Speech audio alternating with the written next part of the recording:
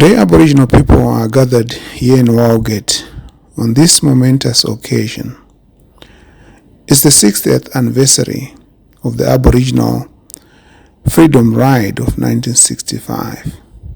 60 years ago, a group of 33 brave university students, led by the visionary Charles Perkins, embarked on a journey that would forever change our nation. Their mission was not only to challenge the racial discrimination that gripped this land, but to demand the recognition and equality that every Aboriginal person deserves. Today, the Aboriginal people gathered here are honoring their courage, their conviction, and the sacrifices they made 60 years ago. As they stand together today, they are not just commemorating a historic event. They are witnessing history in the making.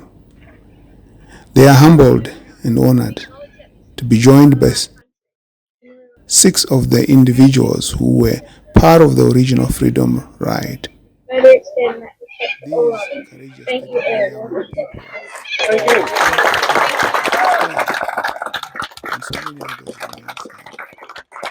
Now, for those that are able or still standing, we'd like to pay our respects with a minute silence.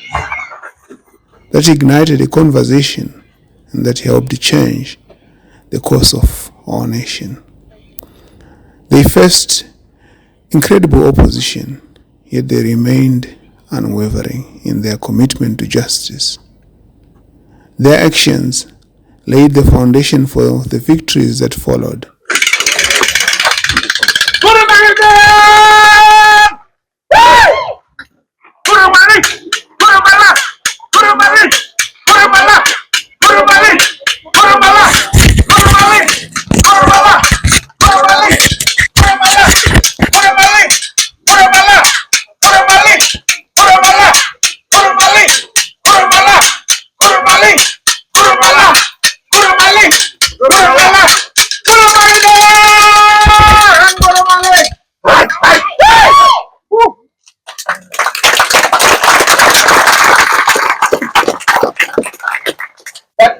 Gurumali means to stand strong and not be pushed around. And Gurumala means we'll continue to do that. Gurumali, Gurumala. First dance we're going to do is a fishing dance. Now, it pays respects to all the people that go fishing along the river, from canoes, using spears, hand lines, and going back and sharing the catch of the day with the people. But right here coming now, all of that. Ready?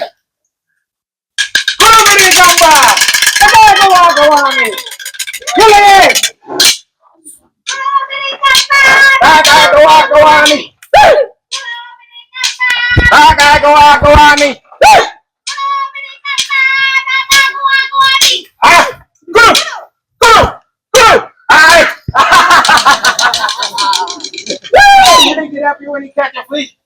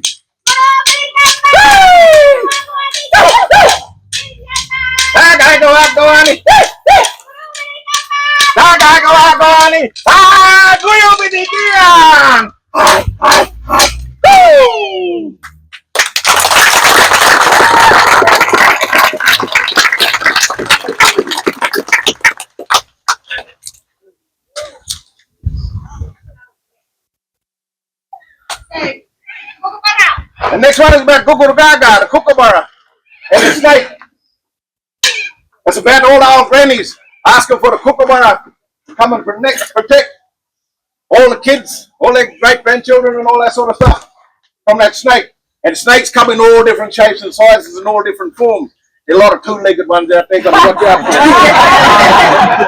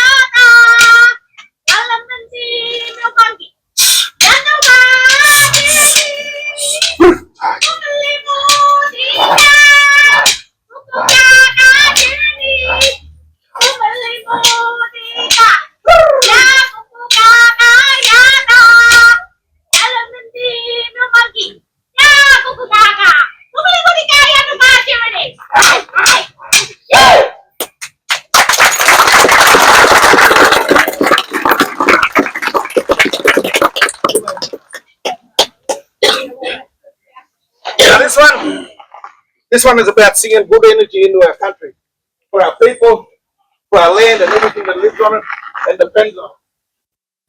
So, go back, Maraba. Go back, Maraba. No! Tupeng yaringo, Pauli di Malay, Kunima Maraba, Tupeng yaringo, Pauli di Malay, Kunima Maraba, Tupeng yaringo, Pauli di Malay, Kunima Maraba, Tupeng Maraba.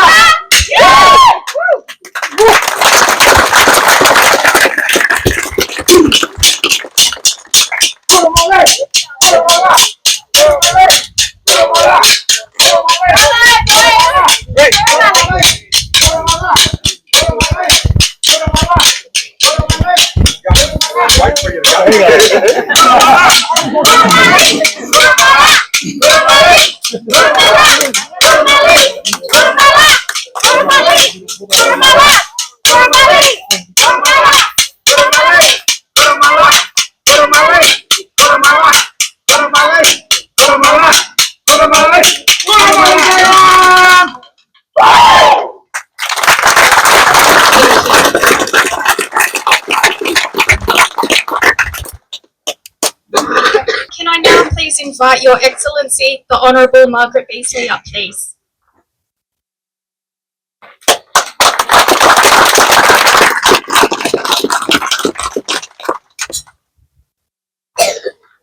Thank you. I'm actually a little bit nervous up here for a whole lot of reasons, but may I start in this way? Yama Marigal Walgett. Gaba Nya Buddha Nala Yara. I come with respect and with great humility. Maya Yame Barawul. I found that word before, Barawul Mara. We've been here before. We're so happy to be back. I have to thank Auntie Christine and Auntie Mary for her tuition this morning. I hope you at least understood a couple of words that I said, but I basically said, hello, so wonderful to be here, and I do come with respect.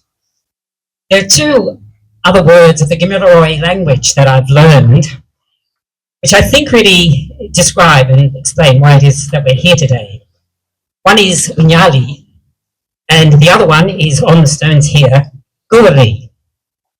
Unyali, as I understand it, means to know and to remember, to understand. And guari means to engage, to speak, to share stories. And when I thought of those two words, why I thought they were so apt to describe what we're here for, is because they capture how we learn history, through the stories, through remembering. They tell, those two words capture the big events. They reveal those big events and they unfold the personal stories, which are really the heart and the soul of those big events. And today we are commemorating a big event. It was the day the bus came to town. The bus came to town, and today we have 6 of the 33 people who were on that bus. Came to town, it wasn't expected to arrive, but it did. That was the big story. The personal stories were your stories. The stories that unfolded and enabled everybody to learn. Stories that had been in plain sight, but which hadn't been heard. The story of the fundamental problems, and I use that word in a positive sense. The problems with your housing, with your education, with your health care.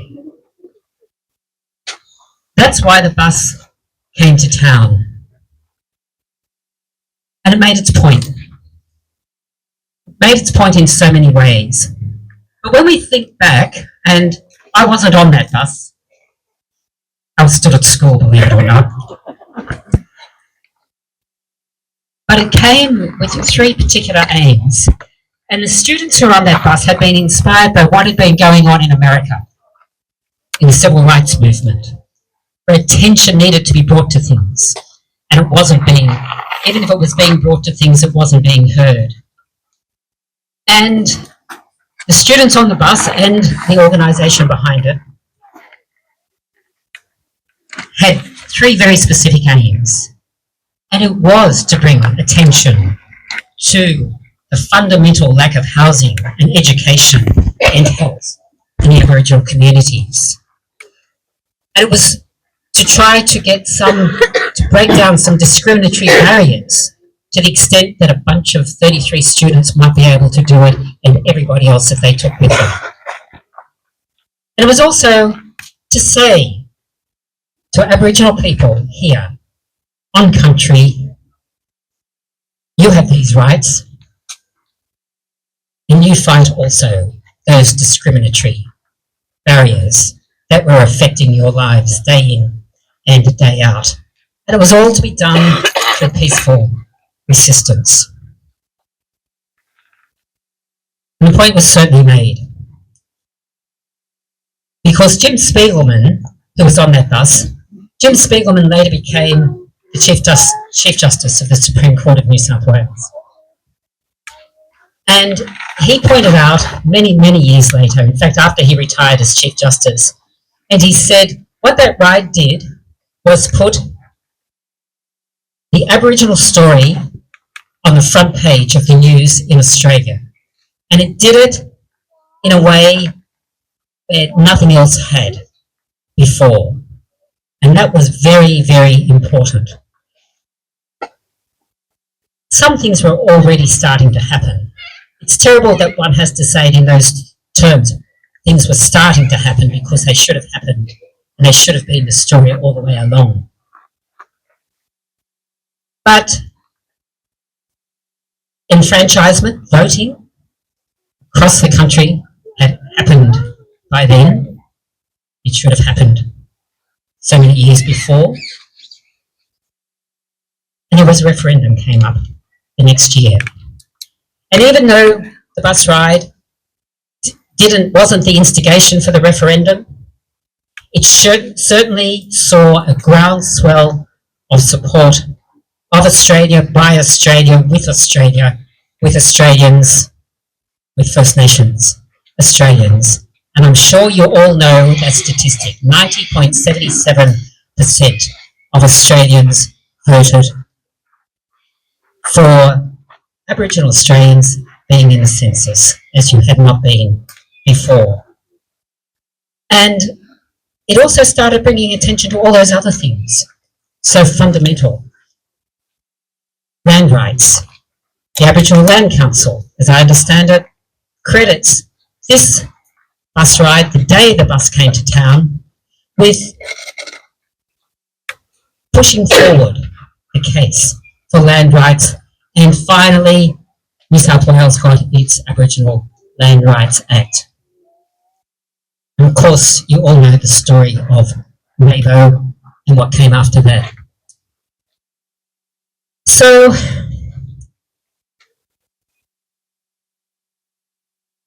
thank you for bringing the bus to town.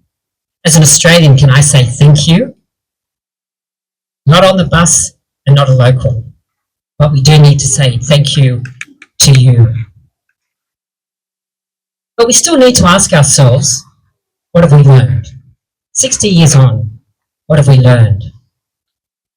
And I like to go back to that word wunyali, which talks about knowing and it talks about remembering.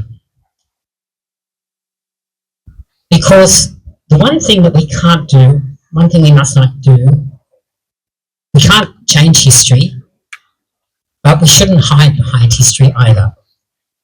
Just as those stories had been in plain sight of the Australian population for all those years before 1966, our history has to remain in plain sight at all times so that we don't forget. And the leader of that freedom ride, Charles Perkins, was also not a local. He came from Central Australia, but he was the first Aboriginal in New South Wales to graduate from a university.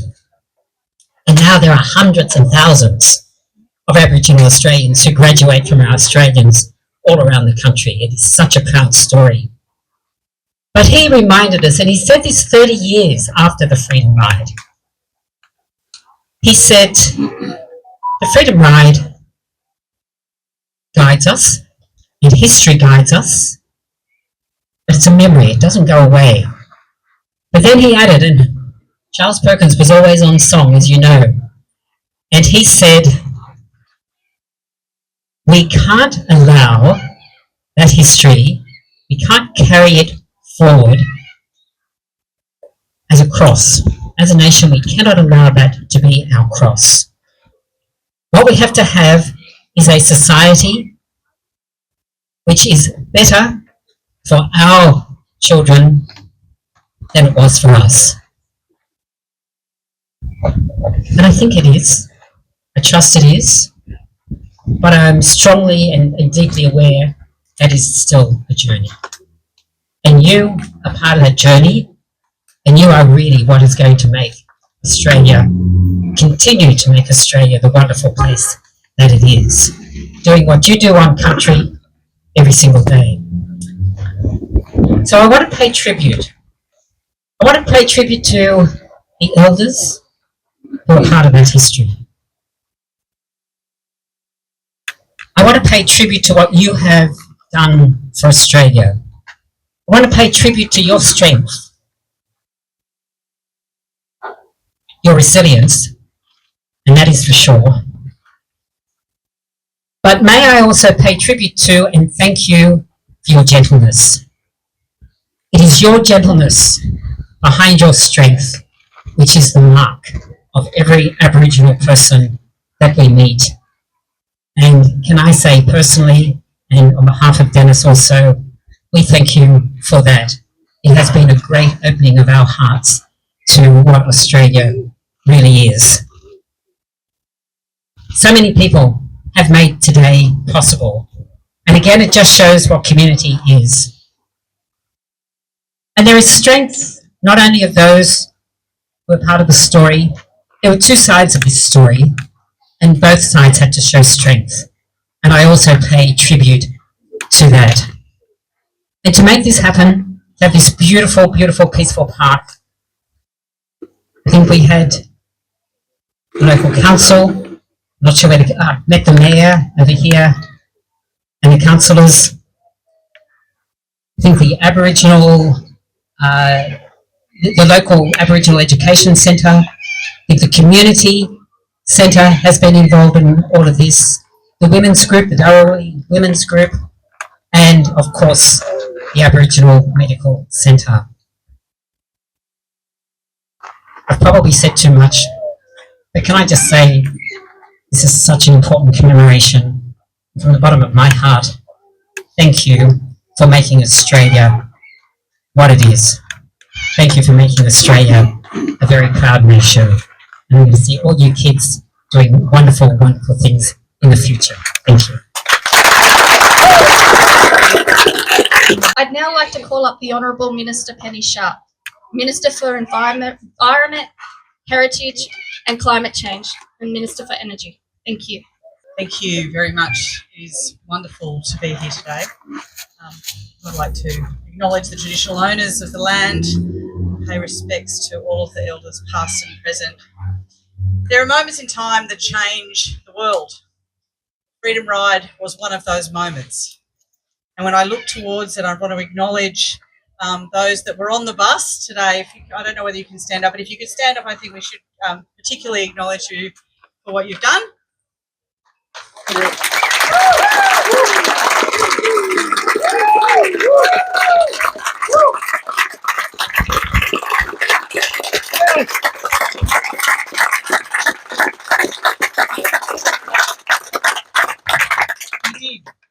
change the world.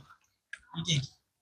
And I want to acknowledge my parliamentary colleague who's here, David Harris, and obviously Her Excellency the Governor and Dennis and the Mayor, Jason who's over here, and all any of the other councillors that are here. But really today I want to acknowledge the resilience and the strength, and just to reflect for a minute on what happened 60 years ago.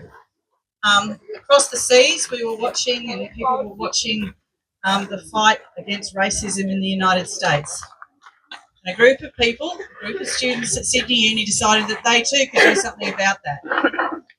And with a hope and a prayer, and literally a prayer, from Ted Knopf's at the Wayside Chapel, they got on a bus with a banner on the side, and they travelled to 15 communities across New South Wales. And they opened the door and they opened our eyes to the injustice that was sitting right within our communities. And they did that with determination.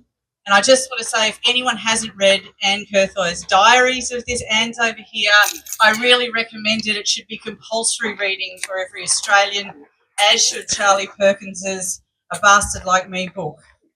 You really want to understand what that was about and what was changed as a result of the actions of the people who took part in the Freedom Ride. That's what you should do. And, you know, on this date, you know, people came into Walgett. They stood outside the RSL. They stood outside the RSL because ex-Aboriginal servicemen were not allowed inside the RSL, were not allowed to participate there. They stood in the hot sun, and they stood and they just demanded that this could be better. This was not okay. And it was a pretty rugged time. I think we like to pretend that it wasn't a tough time. It was a tough time. But I remember that the bus was almost run off the road as they were leaving. So today I just really want to acknowledge that incredible story and the people who participated in it, and the locals who turned up, and the locals who continued the work out long after the bus had left town. It's a really incredible thing that was done. I'm here today as the Heritage Minister. So the Heritage Minister does a whole bunch of things, but I've got two very particular and good things that I just want to quickly say before I let others speak. The first is I want to thank Auntie Christine and Auntie Mary and the gang who came and saw me late last year and said it's 60 years of the Freedom Rides. We want to acknowledge it properly. We want to acknowledge it as the stories of New South Wales, and we want more people to understand it. I was in the middle of Parliament, the bells were ringing and it was all crazy, but it sat with me, and I went and saw the Treasurer after we'd had that discussion, and I do want to pass on the apologies of the Treasurer today.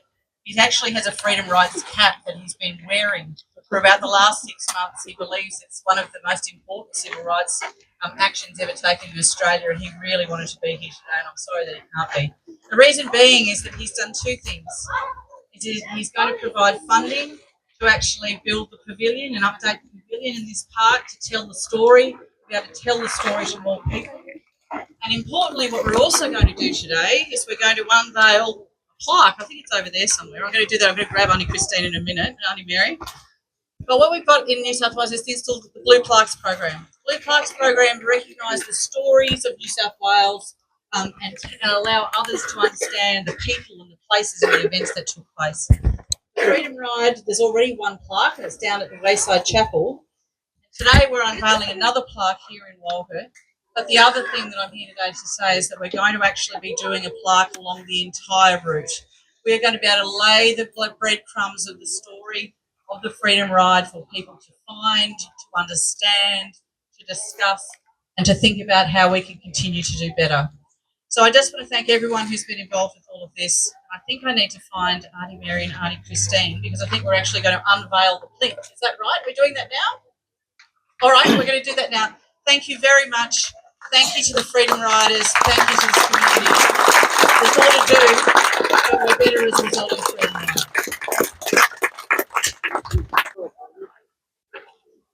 The Honourable Minister David Harris, Minister for Aboriginal Affairs and Treaty, Minister for Gaming and Racing, Minister for Veterans Affairs, Minister for Research. Thank you, and thank you for the invitation to be here today at this really important event. Can I begin by acknowledging country, and in doing that, thank these beautiful young people behind us here who sang in language, and it's always a great honour to hear language on country. So thank you, and I think they deserve a big round of applause.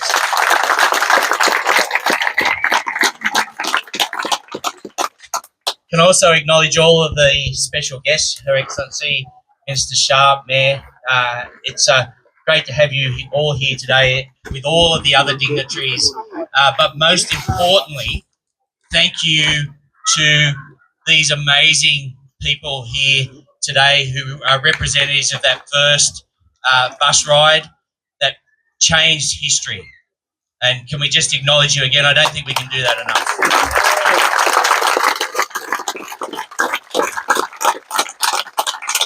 But can I also acknowledge in this community all of the activists, all of those elders, all of those people who every single day of the year fight for their people to make sure they get a better deal.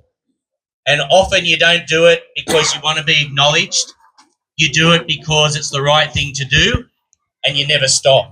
And I always know, because when I come to Walgett, I get pulled aside by at least 24 people who say, Minister, I need a quick conversation because we need something.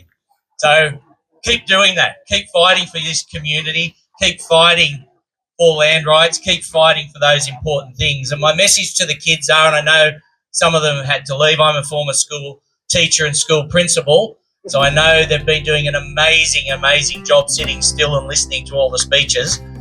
But my message today to the kids is, superheroes don't always wear capes. Superheroes are the people in your community, the people who were on that bus, on that trip, who said, what is happening isn't right. We can't accept it. We have to stand up and we have to fight for justice. And there is no more important thing that you can do. And you don't have to be someone whose name gets put on a plaque.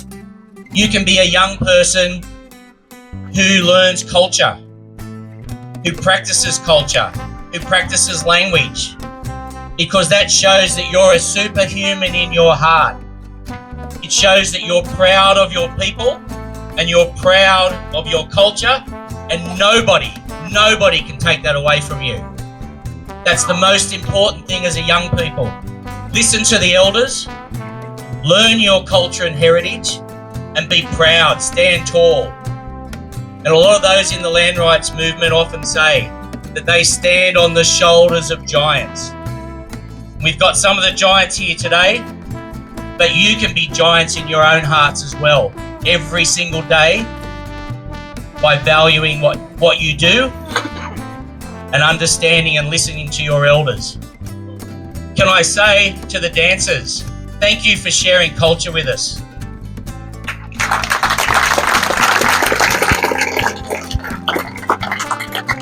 As a country, we should be proud of the stories that you tell through your dance. We should cherish it, and don't listen to those people that get in the media and tell you that's the wrong thing to do. It's not. We should be proud. We should embrace, respect, and celebrate culture. And I want to thank you, Uncle, because when I go fishing, I don't laugh. I say a few swear words. So it's good to see that someone has success at fishing. So there you go, that's the value of the story. So I won't keep you any longer other than to say thank you again, because you came at a time that was pretty awful in our history. You suffered. So you didn't have a free old trip in the country. You were abused. You had things thrown at you. As Minister Sharp said, they tried to run you off the road. People didn't want to hear the truth. But you told the truth, and our country improved. We need to continue truth-telling. We need to continue to tell the truth, and that is the only thing that will make our nation great. Thank you.